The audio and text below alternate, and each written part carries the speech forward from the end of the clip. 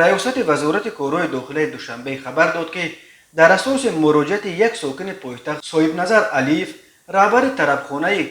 خمینی در محله گپرزین در جنوب پایتخت تاجیکستان را با جرم ویران کردن طلبات شهرداری به جوابگری کشانیدند. صاحب نظر علیف با قرار دادگاه به 5 شبانه روز حبس مأموری محکوم شده است. ریاست وزارت کورای داخلی گفت یک ساکن پایتخت به مقامات ملیس خبر داده بود که مأموریت این طربخانه بیرون از وقت مقرر گردیدن نیز فعالیتش را ادامه داده. در بیوقتی شب با آواز بلند و گوشخراش موسیقی و دشنام و عقارت‌های میزاجان خود آرامی شهروندان و ساکنان محله را خللدار و ترتیبات جمعیتی را در وقت شبانه پیوسته ویران می‌نماید. میلیسیای پایتخت اسم این ساکن را نآورده است، ولی چند روز آخر در شبکه‌های اجتماعی از غلاغله مشتریان این طربخانه ژورنالیست شناخته رجب میرزا شکایت میکرد. او نوشته بود که در حالی که شهرداری دوشنبه بعد ساعت 23 فعالیت کردن طربخانه ها را منع کرده است،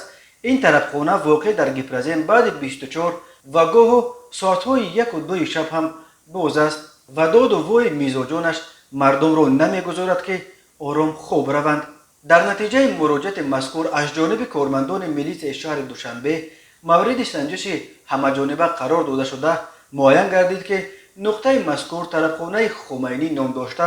آن را شهروند علیف صاحب نظر احمدویچ صحنه تولدش 3 فوریه سال 1967 همچون مأمور راهبری میکند. ضمن سنجش در حجتگزاری و فعالیت طربخانه مذکور یک قطار نارسایی و کمبودی ها آشکار گردیده، جهت برطرف نمودن کمبودی های مذکور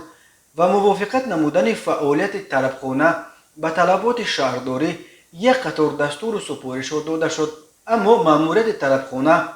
علیف صاحب نظر کمبودی های جای داشته را برطرف و رسمیت جاری را به تنظیم ندرآورده باز فعالیتش را ادامه داده است، گفته می شود در اطلاعیه ریاست وزارت کورای داخلی دوشنبه. به این دلیل مقامات این دفعه تنها با هشدار اکتفا نکرده نسبت به شهروند علیف صاحب نظر برای ویران نمودن ترتیبات جمعیتی و اجرا نکردن طلبات قانونی کارمندان میلیسیا جهت به تنظیم دراری فعالیت طربخانه از روی طلبات قانونگذاری پروتکل حقوق ویرانکنی مأموری ترتیب داده و با قرار سود نسبتش حبس مأموری به مهلت 5 شبانه روز تطبیق کرده شده است.